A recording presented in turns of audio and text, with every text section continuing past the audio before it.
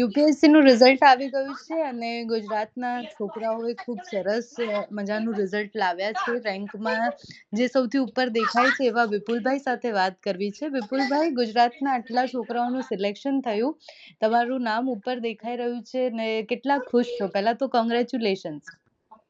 Thank you very much madam, thank you. આ ક્ષણની તો ઘણા સમયથી વાટ જોઈ રહ્યા હતા.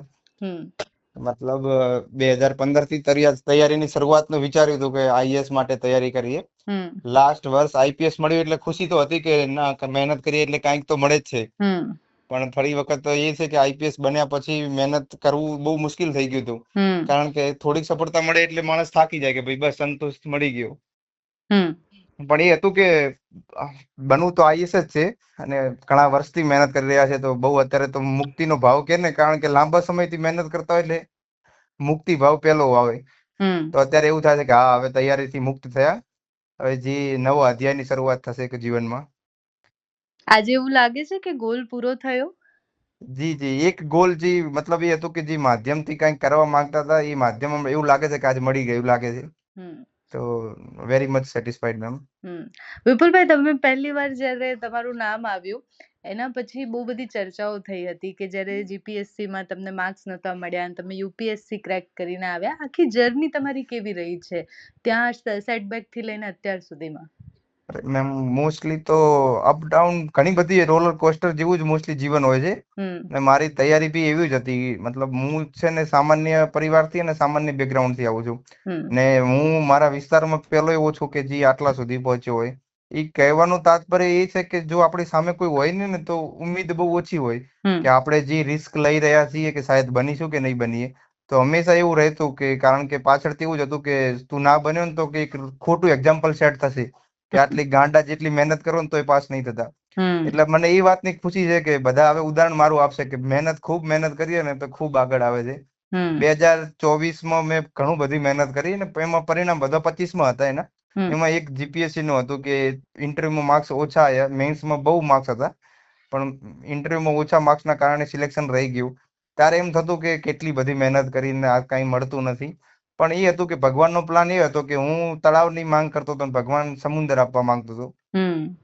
એટલે થોડોક 1 મહિનો બહુ મતલબ ડિપ્રેશન જેવો જ ફેઝ હતો. પણ એ છે કે બીજું પછી રિઝલ્ટ આવ્યું ને હું આઈપીએસ થયો.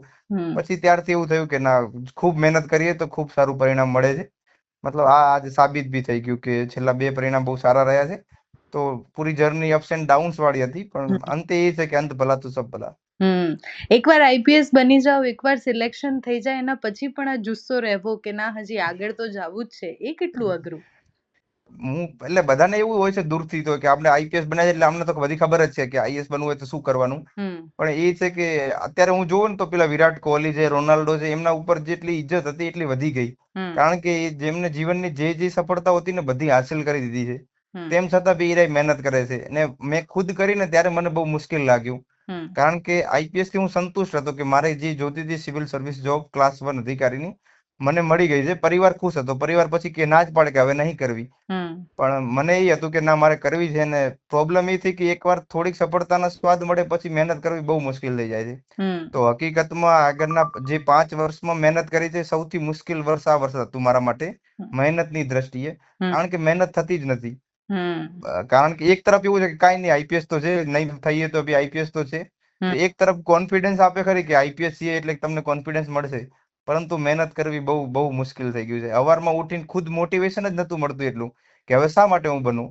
એટલે એ છે કે જો અંદરથી સ્ટ્રોંગ મોટિવેશન હોય ને તો જ મહેનત થતી હતી.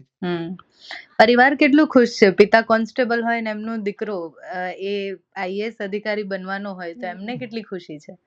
થોડુંક કરેક્શન કરીશ મેમ, પિતા મારા ખેડૂત છે. અચ્છા. હા, તો મતલબ પેલું છે પહેલથી જ પેલું પ્રાઇમરીલી એગ્રીકલ્ચર જ બિઝનેસ કરીએ છીએ અમે. ધંધામાં અથવા કે કોન્સ્ટેબલ એવું કોઈ છે જ નહીં. તો પપ્પાને એટલો ખ્યાલ બી નથી કે આઈએસ શું હોય છે. એમનું મોટું સપનું એ હતું કે મારો છોકરો મોટો થઈને મામલતદાર બને. ને એ ઉદ્દેશ્યથી જ મેં તૈયારી કરી હતી કે હું મામલતદાર બનીશ. આ તો જેમ જેમ મોટી મોટી જોબના ખ્યાલ આવતા ગયા કે ભાઈ આવું યુપીએસસી કરીને છે તો એનો પછી મેં તૈયારી શરૂઆત કરી. એ લાસ્ટ વર્ષ જ ખુશ થઈ ગયા હતા કે હવે પતી ગયો, અમારે જે જોઈતું હતું તે લઈ લીધું. એટલે એમને એવું હતું કે અમારે જે કરવું હતું તે કરી લીધું, હવે તારે જે કરવું હોય ને એ કરતું. અચ્છા. હવે જગ્યાએ હું વાંચ્યું તું પહેલા એટલે મારાથી ભૂલ થઈ ગઈ હશે. પણ કોઈ નહીં. ખેડૂત હતા અને પછી તમને એવી ઈચ્છા કેમ થઈ કે તમારે અધિકારી બનવું છે? બનાસકાંઠા ને એ બાજુ તો તમારો સમાજ પણ એટલો મોટો, બધા ખેતી જ કરે. એટલે મેન પ્રોબ્લેમ એ જ છે કે સોર્સ ઓફ જો મેન મોટિવેશન હતું ને ખેડૂત પરિવાર ને અમારો વિસ્તાર છે કે અમારા વિસ્તાર મતલબ બહુ ગરીબ વિસ્તાર અથવા પછાત વિસ્તારમાં ગણતરી હજી પણ થાય છે 75 વર્ષ આઝાદી થયા બાદ બી. તો એક એ મેન મોટિવેશન કારણ હતું કે જો આપણા અધિકારીમાંથી આપણે ખુદ જશું ને તો સુધાર લાવવાના ચાન્સ વધી જશે અને બીજાના માટે એક પ્રેરણારૂપ સાબિત થશું. તો મારા માટે એક એ મેન મોટિવેશન એ જ હતું. મારા પપ્પાએ કોઈ દિવસ કીધું જ નહીં કે તું પાવડો પકડ, અને એ સ્કૂલમાં જ નહીં મોકલ્યો કે જ્યાં ખેતીનો વિષય હતો. એટલે એમને એ એટલા કંટાળી ગયા કે આ ખેતીથી બહુ નુકસાન છે અને પરિવારનો એટલો વિકાસ થતો નહીં. એટલે મને એ ઈચ્છતા કે એમને મામલતદારનો પાવર જોયેલો હતો. તો મને કહેતા તું મામલતદાર બનીશ તો લોકોનું બહુ કલ્યાણ સારું બહુ થશે, પરિવારનું સારું થશે, લોકોનું બી સારું થશે. એટલે મારું એવું સપનું હતું કે હું મામલતદાર બનીને કંઈક લોકો માટે સારું કરીશ. પણ પછી ખ્યાલ પડ્યો કે આઈએસ એમનો બી બાપ હોય છે. એટલે મેન મોટિવેશન એ જ હતું કે મારો પરિવાર અને મારું બેકગ્રાઉન્ડ કે જેમાં સુધાર લાવવા માટે જ મેં મહેનત કરી છે. અત્યારે જે છોકરાઓ મહેનત કરે છે એમને શું કહેશો? મતલબ એક જ છે નાનકડો ડાયલોગ કે ખૂબ મહેનત કરો, ખૂબ મહેનત કરવાથી મળી જાય છે. કારણ કે અત્યારે ઘણું વખત મતલબ એ જ સૂત્ર છે જે આપણે પ્રાચીન કાળથી જોઈએ તો એક કે સખત મહેનત કરવી. પણ થાય કેવું કે 2 વખત 3 વખત અટેમ્પ્ટ આપીએ ના થાય એટલે નાસીપાસ થઈ જઈએ.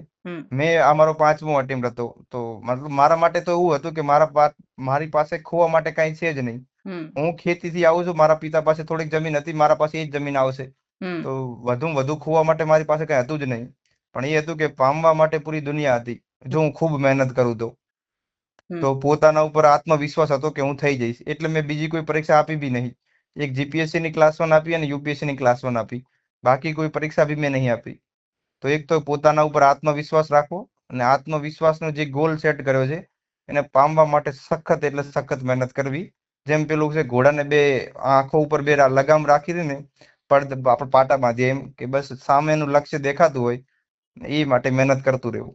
આજ નહીં તો કાલ મળી જાય છે સફળતા. વિપુલભાઈ, યુપીએસસી ની આખી જર્ની કેવી રહી? કારણ કે તમે એકવાર આખો અટેમ્પ આપ્યો એટલે એના પછી તમે ઇન્ટરવ્યુઝ મેં બધામાં ગયા હશો. તમારી આસપાસના તમે તમારા આસપાસ જેટલા પણ લોકો હશે બધાને જોયા હશે. ગુજરાત માટે બહુ એવું કહેવાય કે ધંધો કરે, બહુ ભણવામાં ના હોય, બહુ અધિકારી ના હોય. તો લોકો એ રીતના જજ કરતા હતા કે? જી મેડમ, અમને મતલબ એમ કહું લાસ્ટ ઇન્ટરવ્યુ મેં આપ્યું ને તેમાં બી મને પૂછ્યું કે તમે ગુજરાતી છો તો બિઝનેસ કરો ને શા માટે આઈએસ બનવું છે? એટલે આ જે શાયદ સોશિયલ મતલબ ટેબુ કહીએ કે સ્ટિગ્મા કહીએ એક છે તો ખરી. કારણ કે હું દિલ્હીમાં જતો ને તો બી ગુજરાતી લોકોનું સાંભળે એટલે બહુ સરપ્રાઈઝ હોય કે ભાઈ તમે અહીંયા શા માટે બિઝનેસ કરો ને. એટલે એ પહેલથી છે તો ખરી કે ગુજરાતી લોકો માત્ર ધંધો જ કરો. પણ હવે મેં એમને ઘણા સમજાયા કે હવે એવું નથી રહ્યું. ગુજરાતી લોકો હવે ભણવા લાગ્યા છે અને બધા ક્ષેત્રમાં આગળ આવે છે. ને બીજી વસ્તુ એ કીધું કે આપણે યુપીએસસી ની જર્ની કેવી રહી? તો આના 2 દ્રષ્ટિકોણ છે. એક તો કે હું સફળતા પ્રાપ્ત કરી એટલે મને એક પોઝિશન મળશે એટલે હું આઈએસ બનીશ. પણ એનાથી વધુ છે ને તો એક તો કે પૂરેપૂરું પર્સનાલિટી ચેન્જિંગ મોમેન્ટ હતું મારા માટે. હું છેલ્લા 10 વર્ષથી આ ફિલ્ડ સાથે જોડાયેલો છું. 5 વર્ષ તો મોટા તौर પર જ્યારે હું ભણતો અને કોલેજમાં હતો ત્યારે, પણ કોલેજ પત્યા પછી ડેડિકેટેડલી હું આ જ વસ્તુમાં કરી રહ્યો છું. તો હું જીવનમાં એ જ કહું છું કે કોઈક વ્યક્તિનું વ્યક્તિત્વ વિકાસ કરવો હોય ને તો માત્ર 2 વર્ષ એને યુપીએસસી ની તૈયારી કરવા આપી દો. ભલે એ પાસ થાય ના થાય, તૈયારી આગળ પછી આ કરે કે ના કરે, પણ એનો જો વ્યક્તિનો સર્વાંગિક વિકાસ કરવો હોય ને તો મને લાગે છે કે યુપીએસસી બેસ્ટ માધ્યમ છે. એટલે એ છે કે ઘણા બધા ડાઉન થયા છે, ઘણી બધી નિષ્ફળતા મળી. 4 વખત નિષ્ફળતા મળી છે. એટલે ઘણી વખત માણસને એવું હોય કે એકવાર નિષ્ફળ થાય ને તો એવું થાય કે આપણને વિઝડમ વધુ મળશે. બીજી વાર થાય એટલે એમ થાય કે વિઝડમ એનાથી વધુ મળશે. પણ વારંવાર થાય એટલે એમ થાય કે હવે તો ભોંય તળિયે આવી ગયા, આનાથી નીચે કેટલા જઈએ. પણ એ છે કે એટલા મજબૂત બનાવે છે ને કે જીવનમાં હવે કોઈ પણ પ્રકારનો પડાવ આવે ને તો પાસ કરી દઈએ આપણે. તો મારું એ છે કે યુપીએસસી ની જર્ની એક લાઈફ ચેન્જિંગ મોમેન્ટ હતી from the personality development perspective થી. Okay, thank you so much Vipulbhai સમય આપવા બદલ. Once again congratulations. Thank you madam, thank you.